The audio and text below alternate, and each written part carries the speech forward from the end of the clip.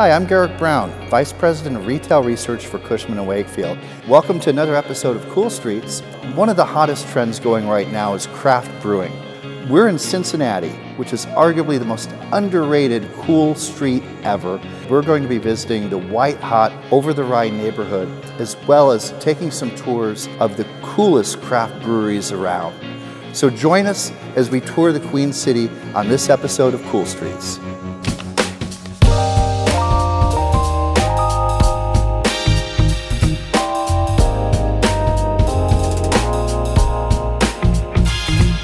We've really experienced an urban renaissance. Vacancy rates are dwindling. People want to live downtown. Companies want to locate downtown, and it all ties into the live, work, play mantra. Companies trying to pull in that millennial workforce really want to have a cool environment to work in. Where this used to be very much a commuter city, now people are staying downtown. Right over my shoulder is the banks. It was really a project that had been talked about for a long time here in Cincinnati. It was the redevelopment of the riverfront, really anchored by two new stadiums, Great American Ballpark for the Reds and Paul Brown Stadium for the Bengals. Lots of exciting things happening. It's really a great mix of an area to go for daytime and then the excitement that happens during the sporting events or in the CBD. We have this great group of universities in our region. The typical response of those young professionals was, I'm headed anywhere but Cincinnati. Fun thing is now those folks are saying, hey, we kind of like it here. And they're beginning to choose Cincinnati to begin their career. That's what we have to do to be able to compete, deliver that young professional workforce. And the spin-off of that is developers are creating some really cool places for them to live, places for them to hang out, places for them to eat. It's a new energy and a new generation of Cincinnatians being born right before us. Local business owners would really buy into the neighborhood more than, say, a national chain would. Craft brewing, in the past few years, we've had Rhinest and Taft's Ale House and Mad Tree all open. Taft's Ale House is an interesting case. A vacant, rundown building. The city was going to demolish it. We'll put some more money into stabilizing it, and then we'll look for a tenant. We found the Taft's Ale House guys. They jumped right in with this great concept. We totally refinished the space, and now it's just booming. That's a great success story.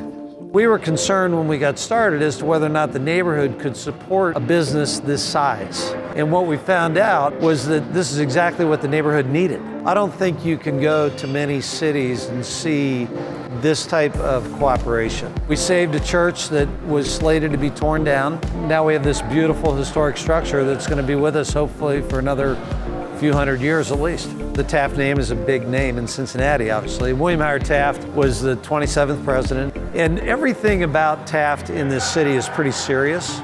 So what we wanted to do was bring out some of the fun. We've done that, and we've done it in a way that we don't disparage him.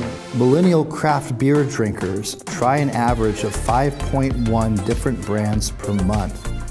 We are a 4-year-old craft brewery here in the city of Cincinnati in the Oakley neighborhood. The business really started in Oakley. We started brewing beer in my basement, which is less than a mile down the road right here. The reason we decided on Oakley, we were able to move back into the city. We were able to move back into our neighborhood. We're now anchoring the eastern corridor of the Oakley Business District, and Oakley has never really seen anything like that. So our goal has always been to encourage walkability of the neighborhood, and this really does tie that together. We're seeing a lot of indirect impact. I've heard anecdotally from some of the local businesses that they're seeing record days, as we get busy. So it's a really cool feeling to see that we have more than just direct, we have a very good indirect economic impact on this community. As of today, we're at 76 employees. We're 85 currently. What did I miss? Literally, it was like 3 days ago, we were at 76. I don't even know everybody anymore. More than 4,600 breweries are responsible for the beer brands available in the United States. The Brewers Association of America estimates that more than 2,000 of these are craft breweries.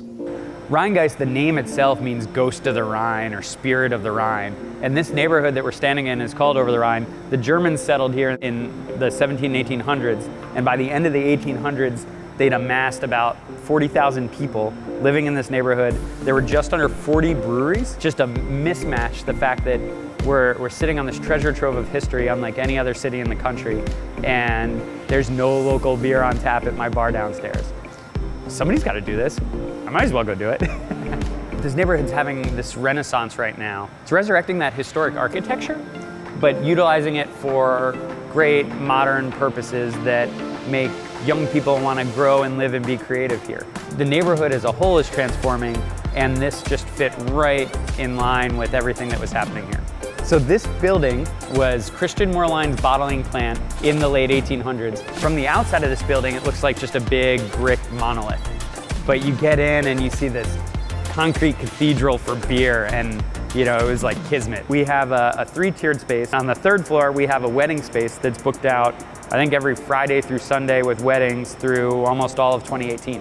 Every person comes to the wedding, and you know, everybody from the grandkids to the grandma leaves with a t-shirt or a hoodie and super excited about the building and the history of Cincinnati. If you get a chance to come out to Cincinnati, don't pass it up. Today, we have one of the most vibrant, hip retail districts for live, work, play millennials. It's not high streets, it's cool streets.